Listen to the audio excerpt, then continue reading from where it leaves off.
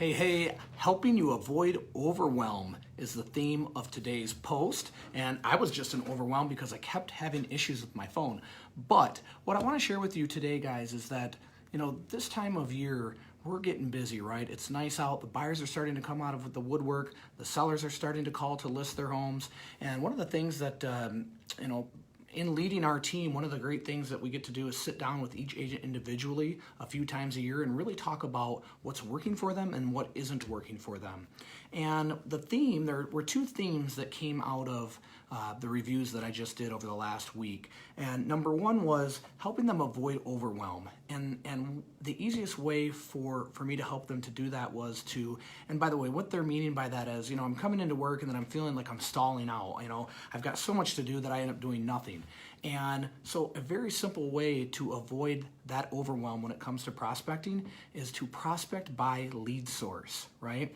So if you're in a brokerage or on a team where you're getting a lot of leads, like we are, we've got lead sources. We've got many, many different lead sources, but not all lead sources work for all agents, right? Certain agents are going to thrive in certain areas.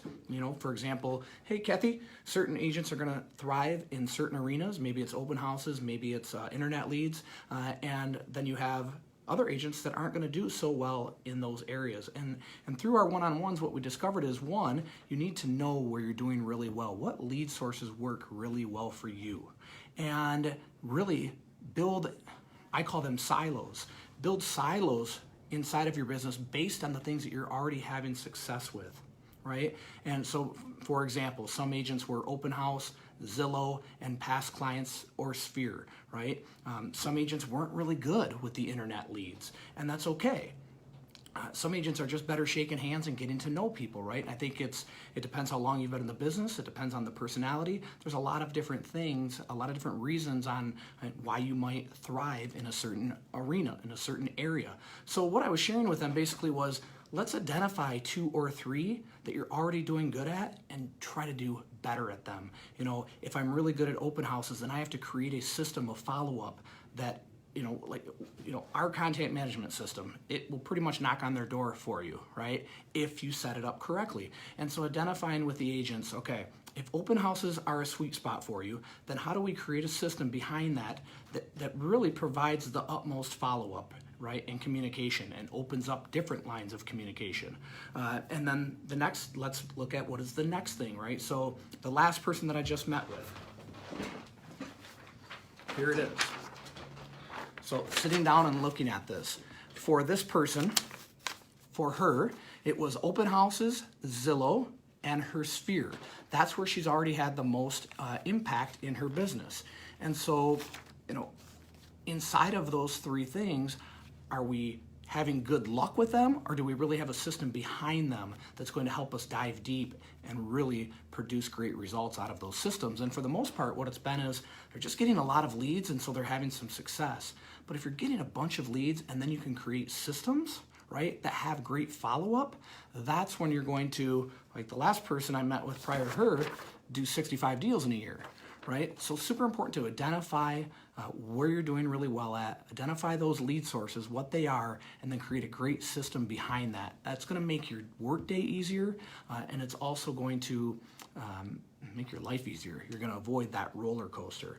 Something that I'm always talking about here is helping the agents avoid that roller coaster. And we have a system that'll do it, but you still have to do the work behind the system. So that was the first thing, was identify the 3 things you're doing best at. The second thing was, and let me back up here, I digress a little bit, but the second thing was, inside of all those lead sources that we think we have to have, what we need to do is just create that list, come in and get busy now on those 3 things. So now that we've identified those 3, let's prospect based on what those 3 are. And so you're starting your day prospecting by those 3 lead sources instead of coming in and being in overwhelm, thinking that you have to, you come in, for us, our content management system, right? I'll show you what it looks like. And this is important because you can see how overwhelmed you could get here. We use Boomtown, okay? We've got 23,000 leads in our system right now. So if you're a particular agent, let's say Todd Warda, who's been with us quite a while, right? If I check Todd Warda's lead sources, one agent has 889 lead sources. And this is what the system looks like. But you could see if you come in here, it would be easy to get into overwhelm. Where do I start? Well, backing up to what I said earlier, identify the 3 areas that you're best at, and then create a system to be even better at them.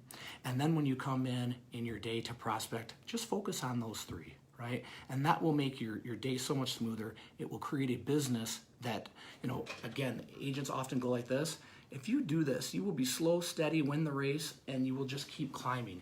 And for the agents that have been with us, 5, 6, 7, we have agents been on our team 8 years that are going to make $200,000 this year because they're doing the simple things over and over and over. They're being a pro. They're checking all the boxes every single day, and they're working less because they're doing all of the things up front that produce the results down the road. So that's it.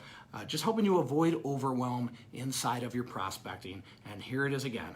Identify the 3 things you're best at, and then just dive deep into those 3 and prospect by those lead sources. I hope that helps you dominate real estate, and I also hope that just makes your life easier. Have a great day. Next week, I've got a killer video on track. I'm not even going to tell you about it, but it's going to be an epic share that you will be able to put into play and create a client, of course, if you follow it to the T. All right, have a great day. Go dominate real estate.